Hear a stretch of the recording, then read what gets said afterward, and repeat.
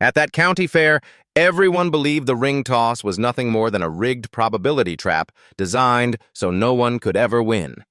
Yet in the dust of the cornfields and the cries of vendors, a 15-year-old farm boy stood still, his eyes locked on the neat rows of bottles.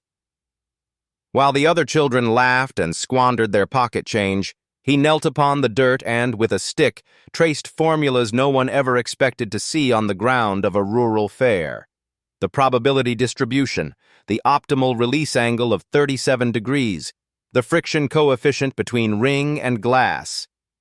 His father, a farmer crushed by drought and the weight of bank debt, wanted only for his son to inherit the soil, not to waste himself on cryptic symbols. The night before, in despair, he had torn apart the scholarship letter Luke had hidden beneath his pillow, fearing that dreams would cost the family another pair of working hands. But within that crowd there stood a quiet observer. Professor Jonathan Reed of Cornell University, a Bayes statistician. When he saw sign 2C and log likelihood scratched into the dirt, he felt a sudden constriction in his chest. Was this a buried genius, or the illusion of a boy scribbling nonsense? He had no time to decide before his graduate students whispered, "If he really solves it, our work in Ithaca will be shaken." As the third ring left the boy's hand, the fairgrounds fell silent. And from that instant, the doors of mathematics, of glory, and of intrigue swung open for a barefoot farm boy. The county fair had always been a theater of illusions. On this autumn evening, lanterns glowed with orange light, their glass chimneys fogged with the breath of September. Country fiddles played reels from the grandstand, their notes weaving through the smells of roasted corn, caramel apples, and fried dough that hung heavy in the cooling air. Families walked beneath banners, stitched with fading letters, the dust of a long summer rising at their feet. To a child, the fair was magic. To a farmer, it was commerce. To Luke, it was something stranger, an equation waiting to be revealed. Luke's boots were caked with the soil of his father's struggling fields. His shirt, once white, bore the gray of repeated washings in river water. At 15, he was tall for his age, though he carried himself with the humility of someone who had been taught not to take up too much space. His hands were cracked, not from pens or chalk, but from hauling bales of hay and guiding a stubborn plow horse under the relentless sun. Yet inside those hands, in the angles of his grip and the measure of his gaze, there was a precision that the town did not notice. To them, he was merely the farmer's son, useful in the fields, expendable elsewhere. The ring-toss booth blazed like a carnival crown. Glass bottles gleamed under the lanterns, arranged in ruthless symmetry. They were packed shoulder to shoulder, their narrow necks leaving no generous gap.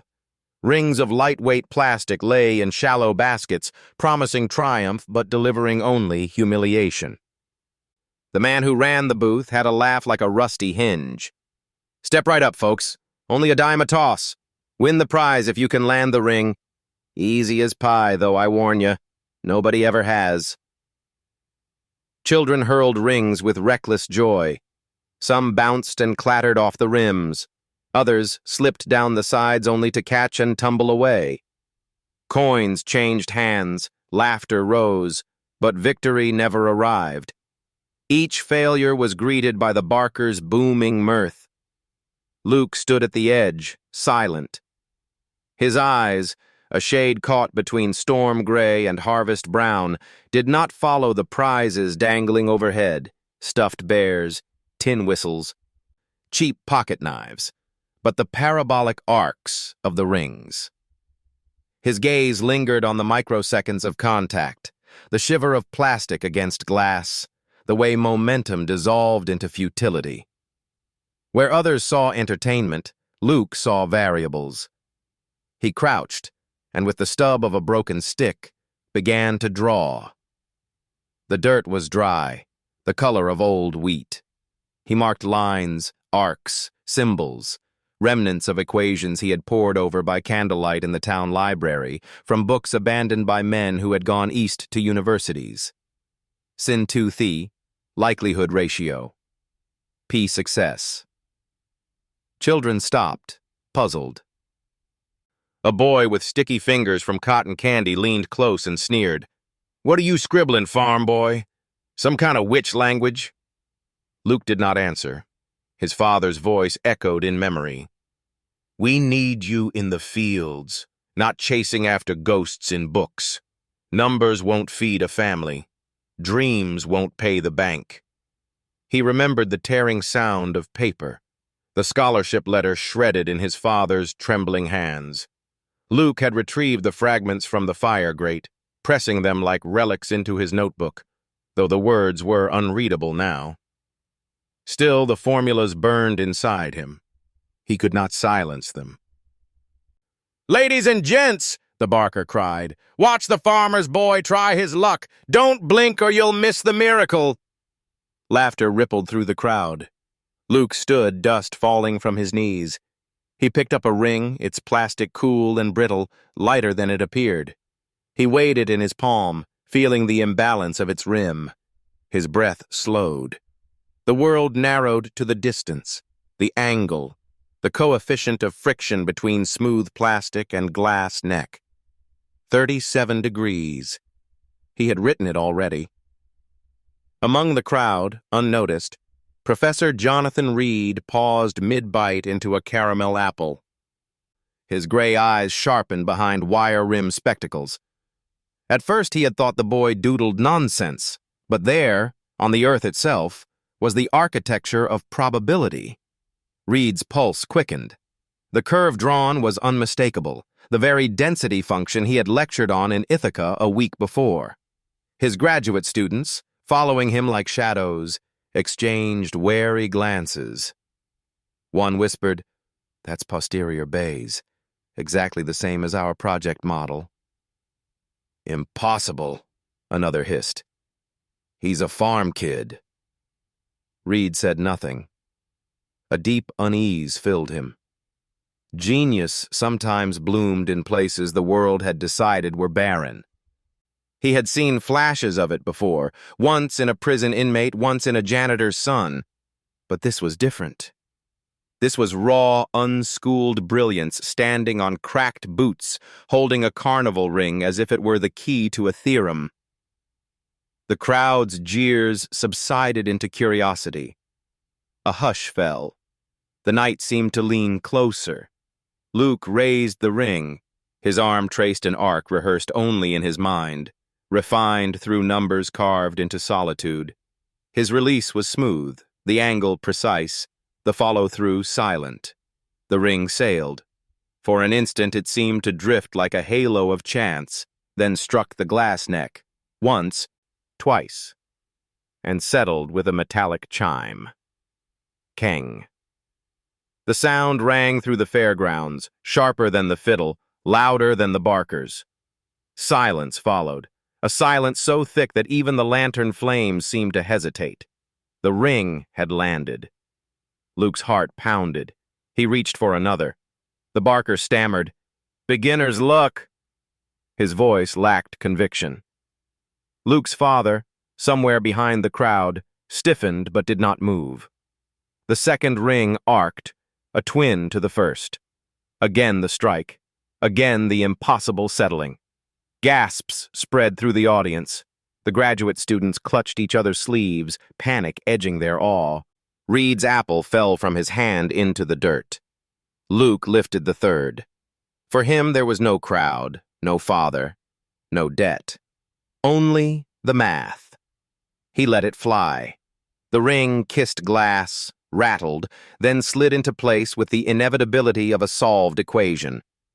The county fair exhaled as one. Professor Reed's hands trembled. The barker's face drained of color.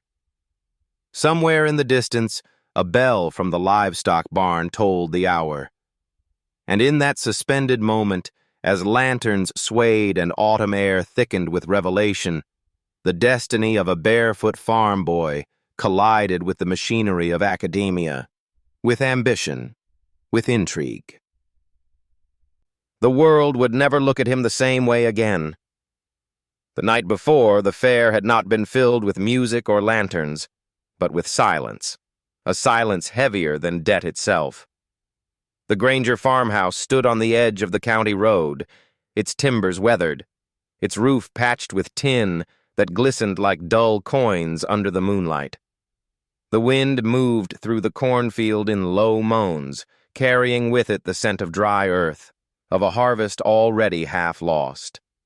Inside, Luke sat on his bed beneath the slanted ceiling, a lantern flickering beside him.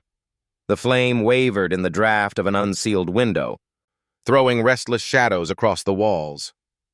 In his hands lay the folded envelope he had hidden for 3 weeks beneath his pillow. It was creased now, its corners worn soft from being touched in secret, the way a pilgrim clutches a relic. Cornell. The word itself felt dangerous. He had not told his father when the letter arrived. His father, Samuel Granger, had grown wary of words that came in envelopes. The last ones had been stamped with the insignia of banks and courts, lined with threats of foreclosure and seizure. They came with promises that acres of soil would be taken, barns padlocked, cattle sold for fractions of their worth. To Samuel, every envelope was a coffin nailed shut with ink. But this envelope had been different. Its paper was heavier, the handwriting measured. Luke had slit it open with trembling fingers, and his eyes had moved over words that reshaped the horizon of his life. Scholarship, mathematics, invitation. A place waiting for him in a world of equations, proofs, and minds like his, if only he could leave the farm. He had hidden it not out of shame, but out of fear of what hope might do to a man already broken. That night, however, Samuel had come searching. He had been looking for Luke, for a hand to help stack firewood, for company in his weariness. Instead, he found his son bent over papers filled with symbols that made no sense. "What's this?" His voice was gravel. Luke froze, the letter half tucked into his notebook. But his father's hand was quick, born of decades gripping plow and rain. He pulled the paper free, his eyes scanning its lines with slow suspicion. And then, the silence broke. His father's breath came out like a sigh scraped raw. "Scholarship, Cornell? You kept this from me?" "Pa," Luke began, but Samuel's hand trembled and the letter tore as easily as thin cloth. Rips split the words into fragments, probability, award, tuition, until they were meaningless. Shreds fluttered into the lantern light, falling to the floor like pale leaves of autumn. "You think the world will let you walk away?" Samuel's voice was not loud, but it carried the weight of storms. "We need hands, Luke, not dreams. Hands to plant, to plow, to keep the wolves from the door. Numbers won't put bread on this table." Luke's throat burned with unspoken words. He wanted to say that numbers could feed, that probability could measure fairness, that mathematics could be the plow of justice. But he saw the lines in his father's face, the cracks carved by sun and sorrow, the gaze of a man who had fought too many losing battles, and the words withered on his tongue. Samuel dropped the torn pieces into the lantern flame. For a moment, they flared, illuminating the rough walls with ghostly light, then collapsed into ash. Luke's fists clenched at his sides. His chest felt hollow, but beneath the hollow something glowed, steady and stubborn. The formulas he had memorized, the proofs he had copied into his notebook, the strange beauty of symmetry and distribution, they could not be burned. He whispered, though his father had already turned away, "Mathematics doesn't die with paper." But Samuel did not hear. Or perhaps he chose not to. That night Luke lay awake long after the farmhouse went still. The fields outside whispered like a sea of withered stalks. The roof groaned under the pull of the wind. He held his notebook close, the pages filled with diagrams drawn in pencil so faint they looked like shadows of thought.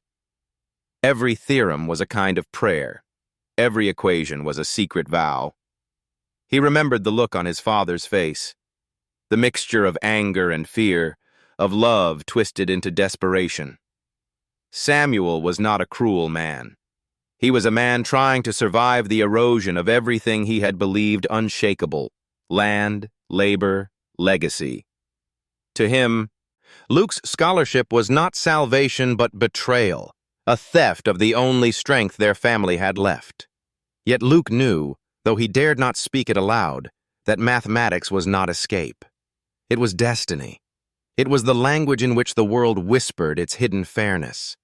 It was the proof that games rigged against the weak could still be solved, that the laws of chance could be bent toward justice. When sleep finally came, it carried him into dreams of bottles lined in glassy rows, of arcs traced through autumn air, of rings spinning like planets caught in orbits. He saw formulas blaze against the darkness, glowing with the clarity of constellations. And so, when morning came, he rose not as a boy whose hope had been burned, but as one who had found its embers glowing brighter. His father's act had not destroyed the dream. It had purified it. What survived fire could not be undone by fear. By dusk, he walked toward the fairgrounds. His boots struck the road with a quiet rhythm, each step echoing with equations that no ash could erase. The lights of the fair rose against the horizon like a distant constellation, pulling him forward. The torn letter no longer existed, but the mathematics still lived, alive in his mind, inscribed in the margins of a battered notebook, burning in the marrow of a farm boy who carried both his father's burdens and his own unyielding vision. The county fair would not know it yet, but when Luke Granger stepped into the crowd that evening, the equations hidden in his soul would begin to shake more than bottles on a carnival table. They would shake the very walls of Ithaca, the classrooms of Cornell, and the fragile balance between obscurity and destiny. The fairground had always thrived on small deceptions. A man could sell you hope for a dime and take back $1 before you realized the arithmetic was against you. Among the lantern-lit booths, none embodied this better than the ring toss.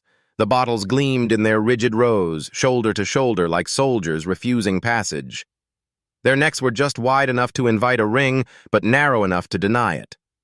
The plastic circles lay stacked in shallow baskets, light as feathers, warped with subtle flaws invisible to eager eyes. The distance between the line and the stand had been measured with merciless precision. Luke studied it quietly. To most, it was a carnival trick. To him, it was an equation wrapped in laughter. Children tossed without calculation. Rings bounced, clattered, spun off into the sawdust. Coins exchanged hands. Prizes remained untouched. Each failure drew the booming laughter of the boothmaster. His red vest stretched tight over a belly fattened by 10,000 such failures. But Luke saw deeper. Variables assembled in his mind like obedient soldiers. The difference between ring and bottle diameters, so slight it mocked the word chance. The spacing that forced collisions at the worst possible angles. The smooth glass, waiting to deflect the light plastic. The angle of release and the speed of the throw, the only weapons left to the player. It was no game. It was a trap dressed as amusement. He crouched, his cracked boots pressing the dust. With the stub of a stick he drew on the ground. A crude sketch of bottles, an arc traced in the air, a simple curve that spoke of probability distributions. He marked the number that had lived in his head for weeks, 37 degrees, the angle where gravity, friction, and inertia shook hands. A boy sticky with candy jeered. "Farmboy, you writing spells in the dirt?" Others laughed. Luke ignored them. He thought of his father tearing the letter, of the ash that still haunted the corners of the lantern flame. He would not waste anger on taunts. The crowd parted just enough for him to step to the line. He placed a coin down. The booth master sneered. "Ready to join the losers, kid? Easy as pie, if you believe in miracles." Luke weighed the first ring. It was crooked, heavier on one side. He rotated it in his hand, aligning the weight to serve him rather than betray him. He lifted his arm, and the world contracted. The smells, the music, the mocking voices all faded. There was only distance, angle, release. The ring sailed. It touched the glass exactly where he had told it to in his mind. A sharp clang. The plastic trembled, then surrendered, sliding down and locking around the bottle's neck. The fairground inhaled as one. The booth master barked a laugh that cracked halfway through. "Beginner's luck. Double or nothing." Luke said nothing. He set down 2 more coins, picked up another ring. He breathed, steady as prayer, and let it fly. Again the sound, metal, plastic, inevitability. Gasps rippled through the crowd. From the edge, Professor Reed leaned forward, his heart pounding with an excitement he had not felt in decades. His students murmured, their voices caught between awe and fear. "He's calculating," one whispered. "He's pre-computing." Luke took the 3rd ring. The booth master's forehead shone with sweat. Luke released with the same measured grace. The ring kissed the bottle, wavered, then dropped into place with finality. Silence. Then a surge of voices like a tide breaking its banks. Children shouted, adults craned their necks. The booth master paled. He had built his fortune on failure, and tonight failure had deserted him. The bell for victory hung above his head. His hand hesitated. "What's the rule?" Luke asked softly. 3 rings win the grand prize." The man swallowed. "That's the rule." "Then ring it." The bell clanged, sharp and reluctant. A stuffed bear larger than most of the children was unhooked and placed on the counter. Luke did not touch it. "Keep it," he said, "for the next kid who can't afford to lose." The words spread through the crowd, not as boast, but as something heavier, something that lingered in the chest long after sound died. Reed stepped forward at last, voice low, reverent. "How did you see it?" Luke lifted his battered notebook, showing the crude sketch, the angle written in careful hand. "I didn't see it," he said. "It was always there. I just stopped letting noise talk louder than signal." Behind him, his father stood, face carved into silence, hat in hand. The professor watched both boy and man and felt the fault lines of destiny shift. He knew this moment was not just about a carnival game.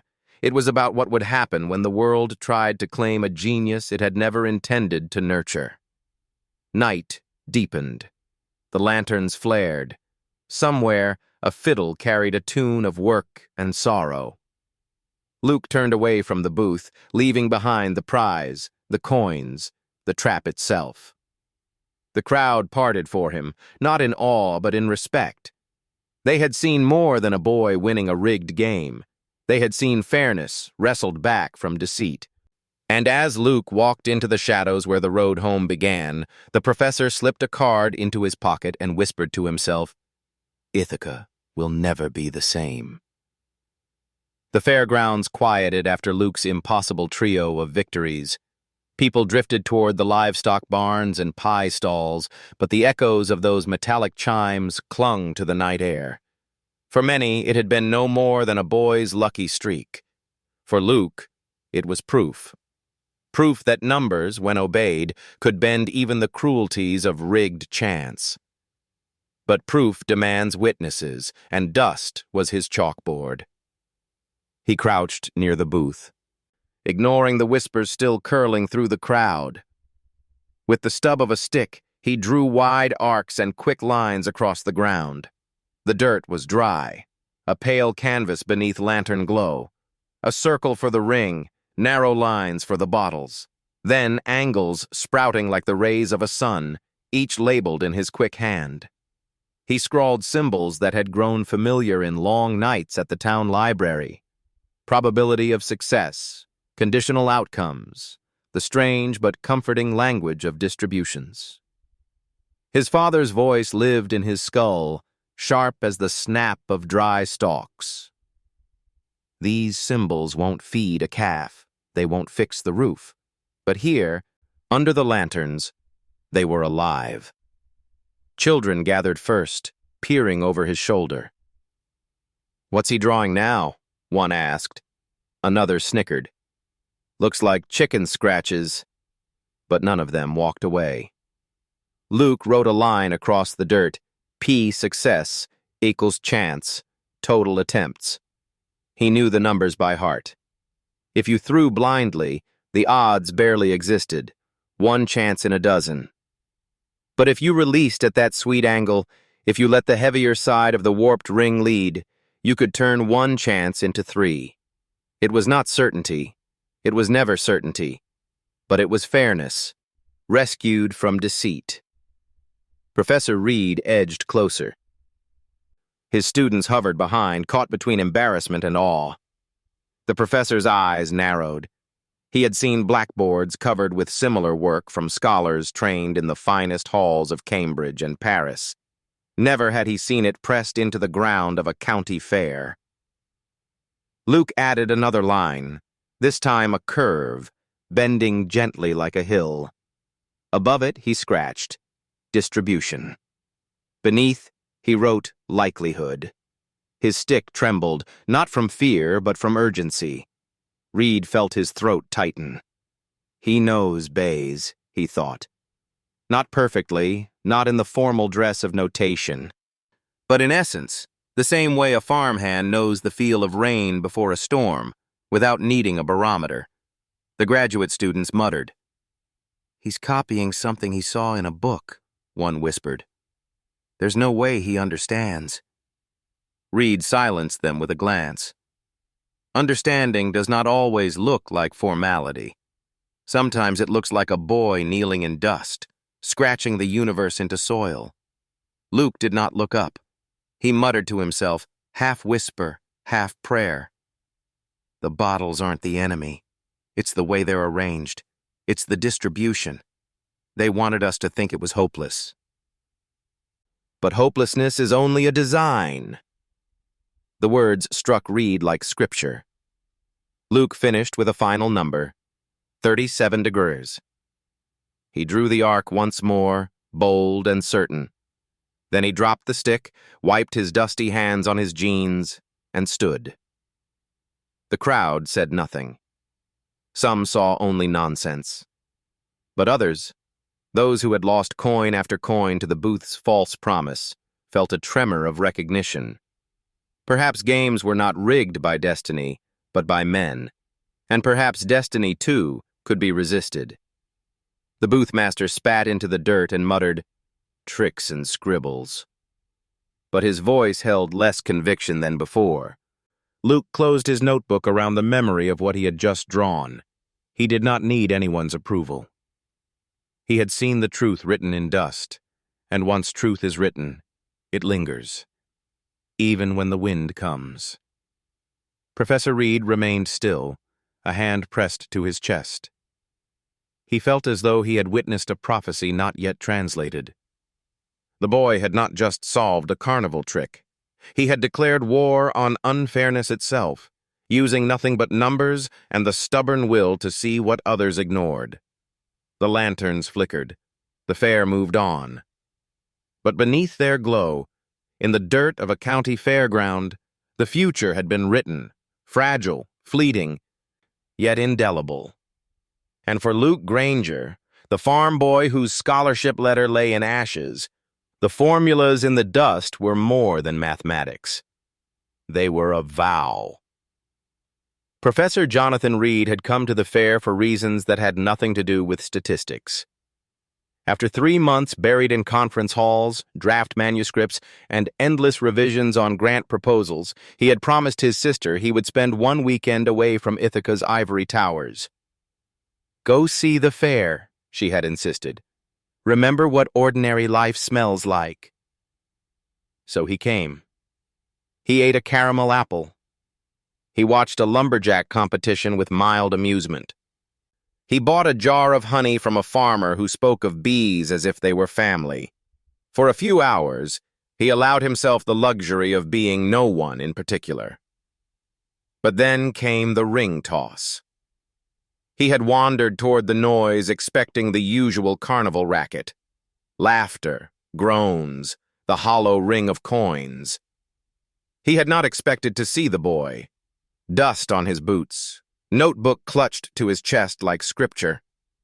He had not expected the symbols in the dirt, crude yet precise, or the 3 flawless throws that silenced an entire fairground.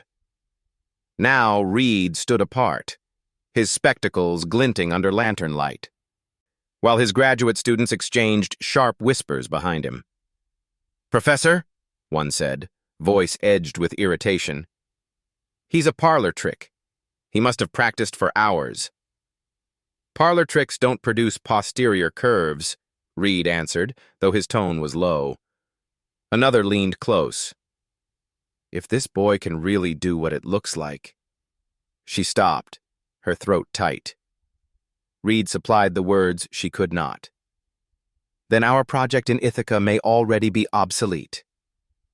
He did not mean it as cruelty. It was fact. For months they had labored over simulations of probability traps, applying Bayesian inference to model human decision-making under deception. Their results had been promising, publishable, but the boy's chalkless scrawls in the dirt, the arc, the distributions, the likelihood ratios, were not imitation. They were discovery, living and unschooled. He felt a peculiar sorrow. The academy, for all its rigor, was often late to the feast. By the time professors framed the theorem, some barefoot farm boy might already have written it in dust. Reed's heart tightened with something else, too: fear. Academia could be ruthless. Ideas were stolen, names erased, genius turned into mascots or exhibits. If this boy stepped into Ithaca, he would not walk among allies alone. The crowd thinned. The barker pretended to reset his booth with exaggerated yawns, though his hands shook as he stacked the rings. Children clutched their parents' sleeves, still whispering about the farm boy who had beaten the impossible. Luke himself stood apart, half hidden in shadow, notebook pressed against his ribs. He looked neither triumphant nor proud. His eyes searched the dust where his formulas had been, as if afraid the wind would scatter them into nothingness. Reed stepped forward. His shoes sank into the soil beside Luke's boots. For a moment he said nothing.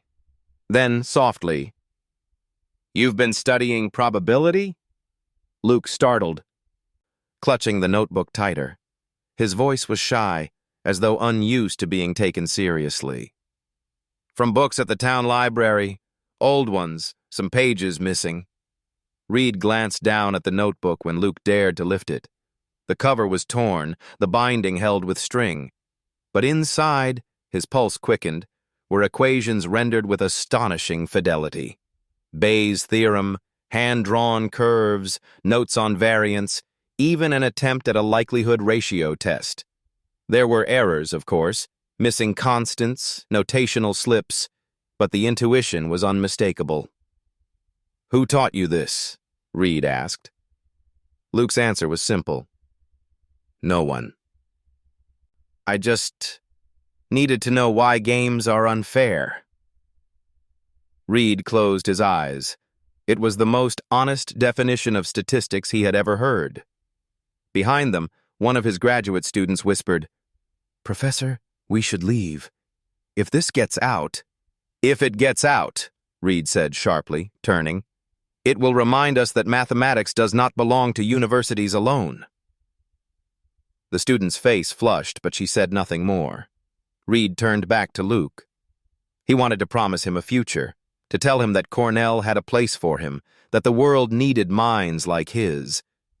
But he hesitated. Promises could be chains as easily as wings. Instead, he took a card from his coat pocket. His own name gleamed in neat type, Jonathan Reed, Department of Statistical Sciences, Cornell University. He held it out, but Luke did not reach for it immediately. "What would I do there?" the boy asked. "Learn what you already half know," Reed said, "and teach us what we have forgotten." For a moment, the fairground seemed to hold its breath again. Luke's father lingered in the distance, shadowed by the lantern light. His jaw was set, his hat pulled low. Reed knew without asking. The man had no use for numbers, no faith in dreams that could not plow a field. Luke's hand trembled as he took the card. He slipped it between the pages of his notebook, where his torn scholarship letter might once have lived. The professor inclined his head. "Whether you call me or not, remember this. Mathematics is not luck. It is the shape of truth beneath the noise." Luke nodded, though his eyes were already drifting back to the ground, to the fading marks in the dust. Reed walked away slowly, his students trailing him in uneasy silence. The music of the fair swelled again, fiddles, laughter, the hollow clap of games continuing as if nothing had happened. But he knew something had changed. In the dust of a county fair, a barefoot farm boy had redrawn the boundaries of what was possible, and Jonathan Reed, for all his years of study, felt like a man who had stumbled upon scripture written not on parchment, but in soil. The fairground at night was a living organism, lanterns breathing, fiddles throbbing, laughter pulsing like a restless heart. But around the ring-toss booth, the air was different, thicker, charged.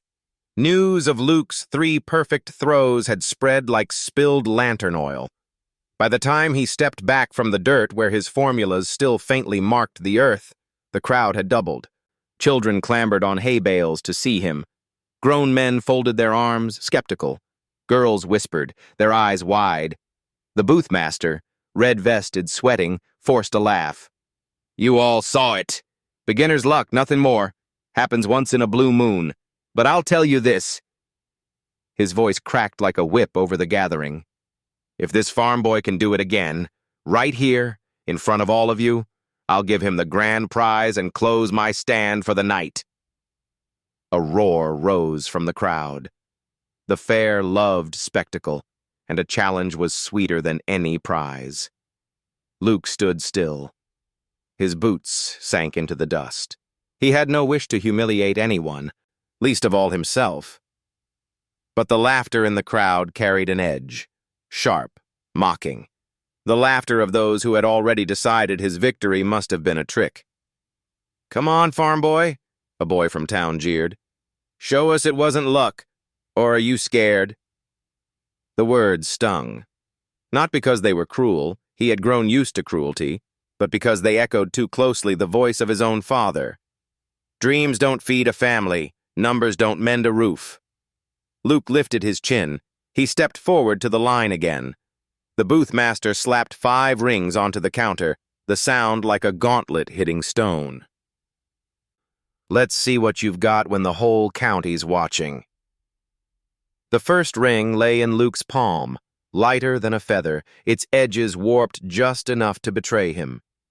He closed his eyes.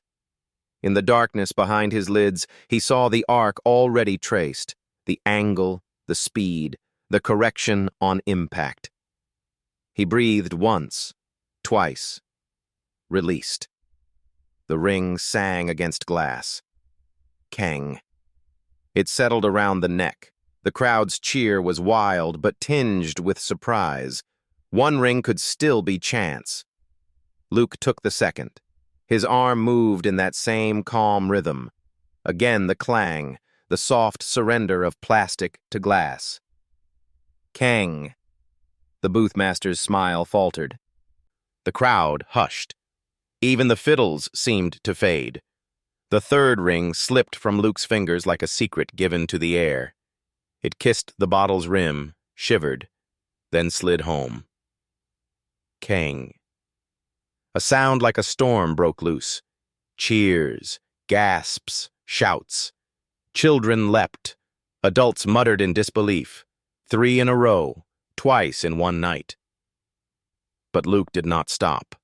He had 2 rings left, and something inside him, a stubborn flame lit by torn letters and dusty nights in the library, refused to quit halfway. The 4th ring arced wide, caught the shoulder, rattled. For an instant it seemed lost, but his calculation had not lied. It corrected, surrendered, and dropped. Kang. Now the air itself felt taut, as if every breath belonged to him. The last ring trembled in his hand. His father's face swam in his mind, the hard jaw, the eyes clouded with exhaustion and fear. He thought of the scholarship burned to ash. He thought of numbers scratched into soil. He thought of the professor's card now hidden in his notebook. He threw. The ring struck with a sharper clang, bounced high. The crowd gasped. Too high, too fast. But at the last heartbeat, it tipped inward and fell into place. Kang. 5 for 5. Silence, absolute and unbroken, flooded the fairground. Even the lantern flames seemed to pause. Then, like a dam bursting, the cheer rose, wild, furious, unstoppable. Children screamed his name, though most did not know it. Men clapped shoulders. Women shook their heads in disbelief. The boothmaster sagged against his bottles, pale and sweating. For the first time in years, the trap had been beaten in full view of everyone. He fumbled for the victory bell, but his hand shook too badly to ring it. Luke stood still, expression unreadable, notebook pressed to his chest. He did not look at the prizes. He did not look at the coins he could have won. He only looked at the dirt where his formulas still glimmered faintly in lantern light. From the back of the crowd, a voice rose, carrying above the chaos. "Farmboy thinks he's a genius now." It was one of the older town boys, taller, broad-shouldered. His tone dripped contempt. "But equations don't plow cornfields. Let's see him put bread on the table with those numbers." The laughter that followed was harsher this time, cutting. Luke swallowed hard. He wanted to answer, to say that fairness itself was bread, that justice was food. But words knotted in his throat. Instead, Professor Reed stepped forward, his voice clear, resonant, unshakable. "Bread feeds the body," he said, "but mathematics feeds the mind that decides how the bread is shared." The crowd stilled, uncertain. The town boy scowled and turned away. Luke looked at the professor, gratitude burning behind his quiet eyes. He had never heard anyone defend his symbols before, not even himself. And in that charged silence, in front of half the county, the boy who had been mocked as a dreamer became something else entirely, a challenger, a witness, a promise of what could not be silenced. The public challenge was over.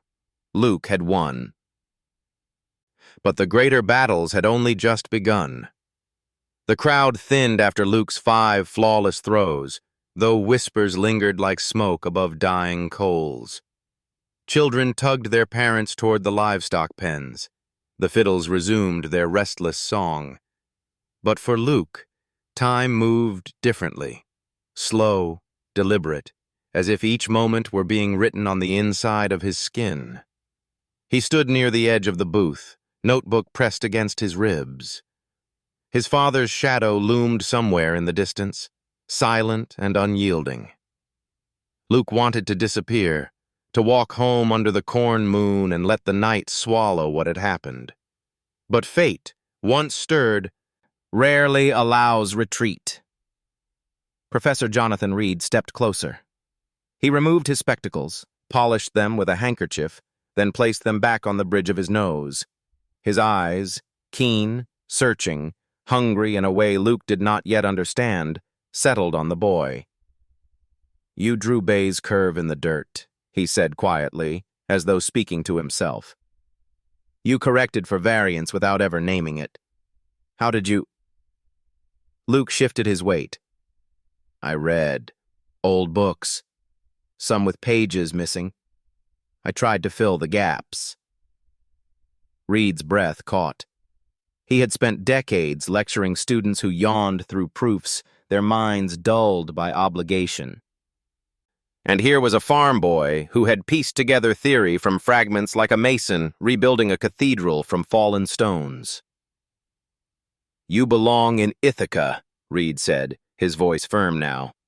"Not behind a plow." The words hung heavy in the lantern-lit air. Luke's eyes widened, not in triumph but in fear. He imagined his father hearing them, imagined the silence turning to rage.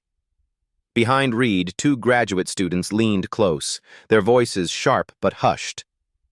"Professor, don't. He's just a boy. A spectacle.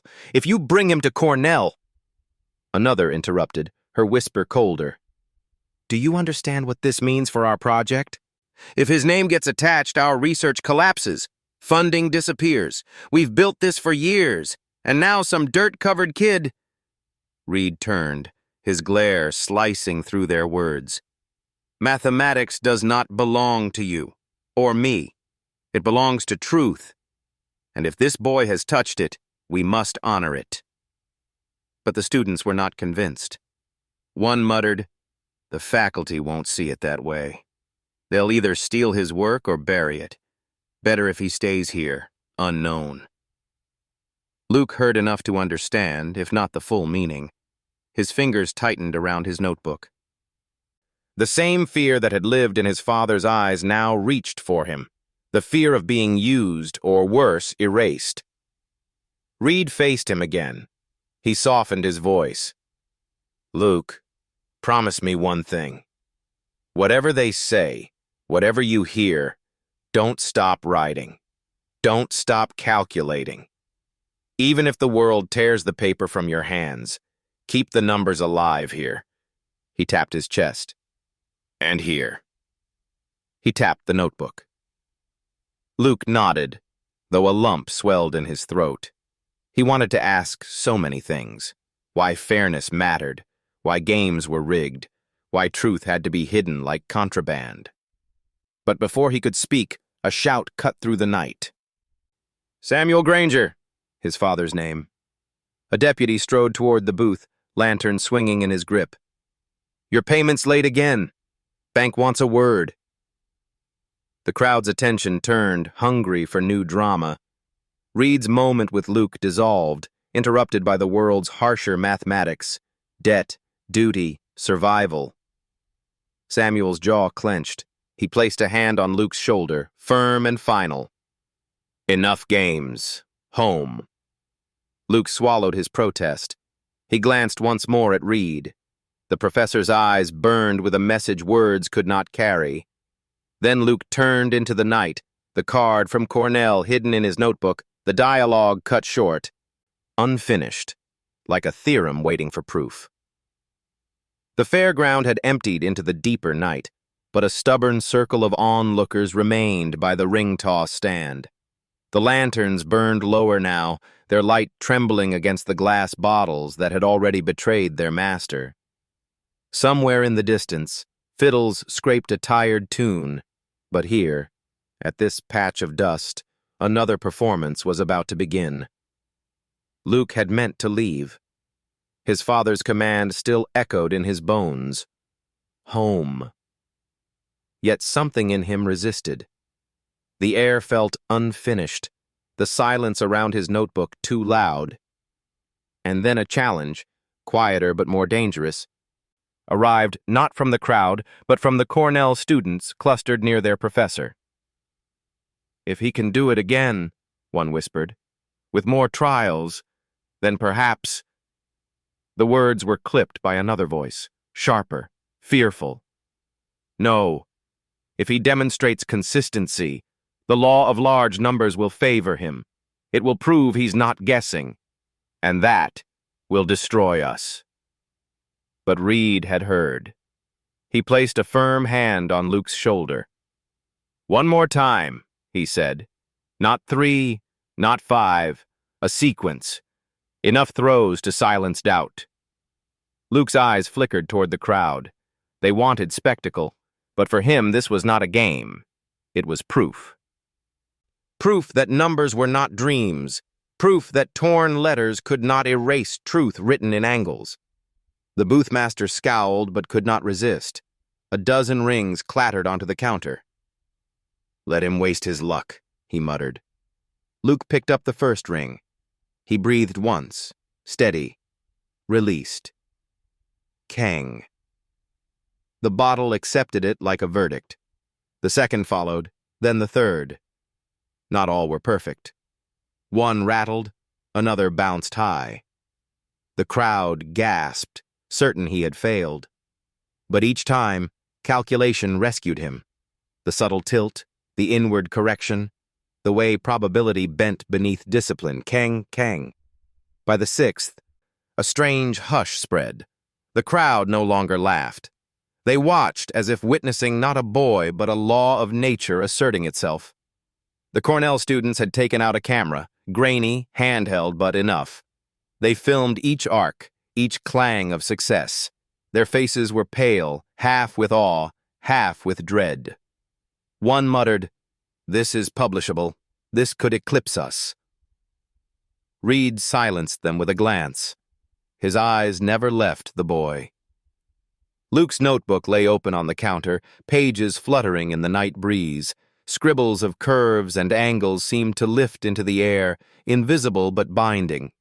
Each throw was another entry in his proof. Not chance, not miracle, but mathematics alive. 10 throws, 8 successes. The ratio itself glimmered like scripture. Far above random expectation, beyond the reach of mockery. The crowd erupted, shouting, cheering, clapping. Some dropped coins at Luke's feet, as if paying homage to a street preacher of numbers. The boothmaster slammed his fist against the counter. "It's rigged!" he shouted, though everyone knew whose rigging had been undone. His empire of deceit lay shattered by a farm boy with dusty boots. Luke did not celebrate. He gathered his notebook, tucked it under his arm. His father's shadow was gone, whether homeward or into the darkness. Luke could not tell. The weight of absence pressed heavier than the cheers of strangers. Reed stepped forward. His voice carried above the chaos, low but firm. "The law of large numbers," he said, addressing his students more than the crowd. "This boy has just given you the living proof of it. Not from a lecture hall, not from a simulation, but from his hands." The students said nothing. Their eyes flickered with envy and fear, already calculating what this would mean for their own careers. Luke lifted his gaze to the professor. For the first time that night, a smile touched his lips, not triumph, but quiet certainty. He had shown what he needed to show. Then he turned into the night, leaving behind the booth, the cheers, and the trap he had beaten not once but in sequence, enough to prove that truth, when tested, will always outlast deceit. And somewhere in the dark, unseen, rumors began to stir.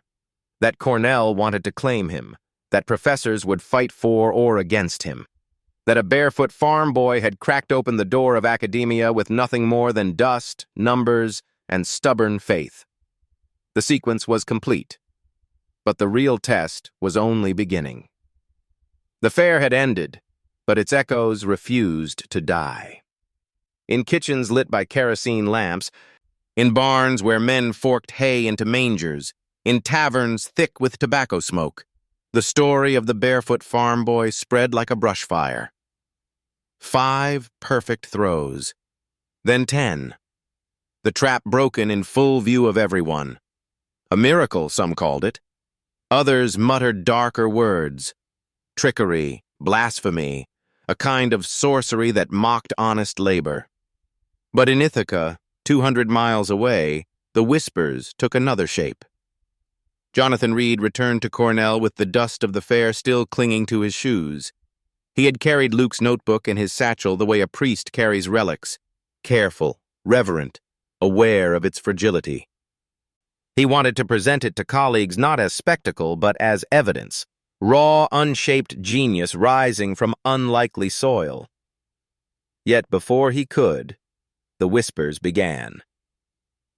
"He'll embarrass us. said one senior professor, peering over his spectacles. "A boy with no training scribbling formulas like a magician with chalk. The press will adore him. And what then? Years of research undone by a farm child's tricks." Another spoke colder still. "Or we could claim him, parade him as a mascot of rural genius. It would make a fine headline. Cornell rescues farm prodigy. Funding would flow. Donors love a good story." Reed's jaw tightened. He heard the words not as proposals, but as theft. Genius should be nurtured, not paraded. Truth should be honored, not exploited. Meanwhile, in Luke's farmhouse, the world had narrowed to silence. His father sat hunched at the table, bank papers spread like gravestones. The farm was slipping, acre by acre, debt by debt. Luke's victories at the fair had brought no money, no salvation. Only more suspicion from neighbors who whispered that he thought himself better than them. Yet beneath his pillow, hidden in the same place where the torn scholarship letter had once lived, Luke kept Reed's card. He traced the letters each night with a trembling finger. Cornell University. He longed to call, but he feared what it would mean. To leave the farm was to betray his father. To stay was to betray the fire that lived in his chest. The conspiracy tightened around him in ways he could not yet see. At Cornell, graduate students debated whether to discredit him. In town, men muttered that no good ever came from a boy who thought numbers were worth more than sweat. Even his father, though silent, looked at him now with a gaze that held both love and fear.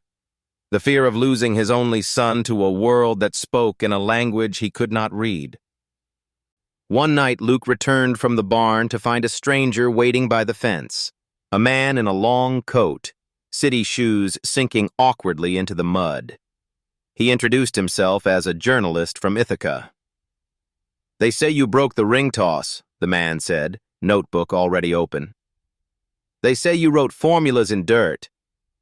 Tell me, Luke, how does it feel to be the boy who shamed a carnival and frightened professors?" Luke stared at him, startled. He had not thought of himself as anything more than a boy with a notebook. He muttered, "It wasn't luck. It was math." The journalist's smile was quick and sharp. "That's the headline, then. Farmboy claims carnival rigged, says math beats luck."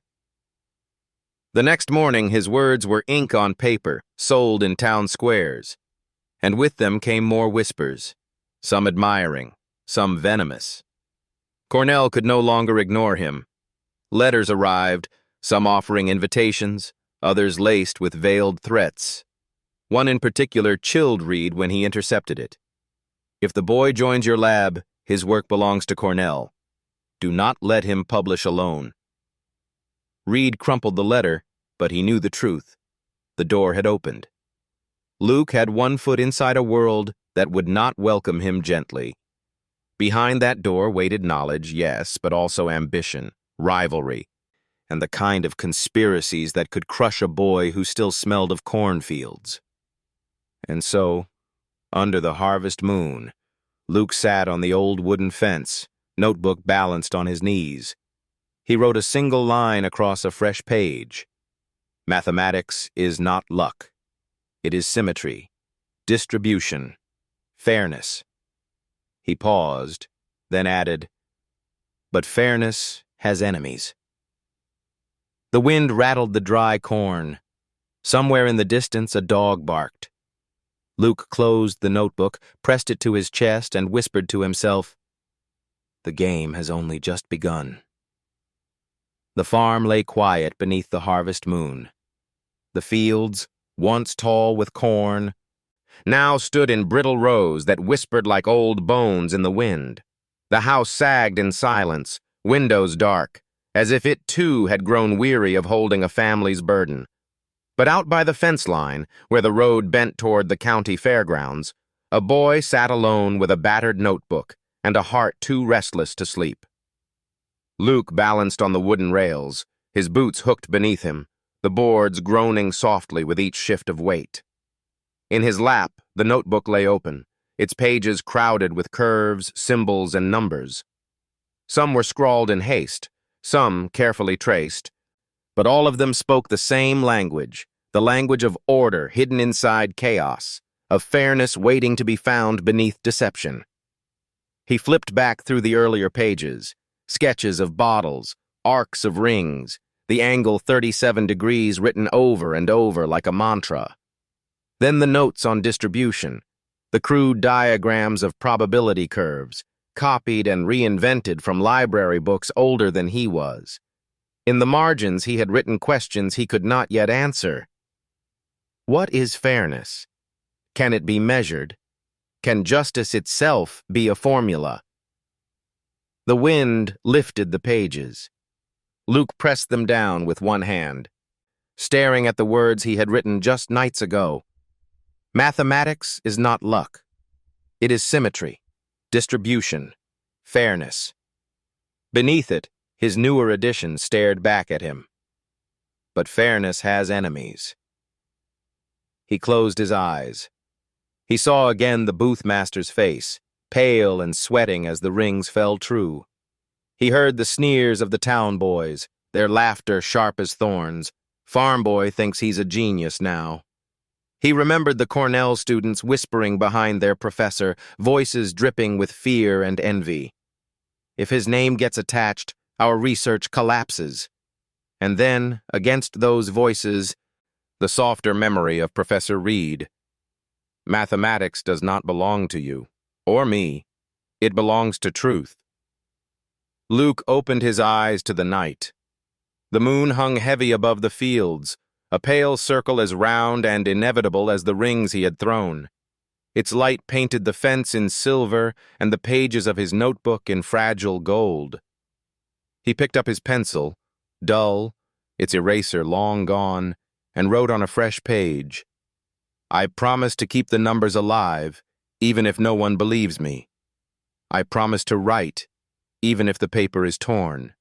I promise to see fairness where others see only chance." He paused, then added one last line, heavy with the weight of a vow. "To turn games rigged against the weak into games that can be won. That will be my life's work." The words glowed faintly in the moonlight, as if the night itself had witnessed and approved. Luke snapped the notebook shut. He pressed it against his chest, his heartbeat steady beneath it. He knew the road ahead would not be kind. His father would not understand. His neighbors would mock him. Cornell might exploit or erase him. But the promise he had made tonight was stronger than any threat. Behind him, the farmhouse door creaked. His father's silhouette filled the frame for a moment, hat in hand, shoulders bent beneath unseen burdens. Samuel Granger did not speak. He only watched his son, a small figure on the fence line, lit by the indifferent moon. For a heartbeat, his stern face softened, but then he turned away, retreating into the shadows. Luke did not see. He only lifted his eyes to the horizon. Somewhere beyond these fields lay Ithaca. Beyond Ithaca lay a world of chalkboards, journals, and battles of the mind. He did not know if he would ever reach it. But tonight, on this wooden fence, he had stepped into its doorway. The wind stirred again, carrying the faintest echo of the fairground, a cheer, a clang of glass, the sound of probability bending toward justice. Luke smiled, not with triumph, but with resolve. "The game isn't over," he whispered. "It's just beginning." And under the harvest moon, with dust on his boots and equations in his heart, the farm boy sealed his promise with silence. Thank you for watching until the end. If this story touched you, please subscribe to the channel. Don't forget to like and share so more people can discover these stories. See you in the next one.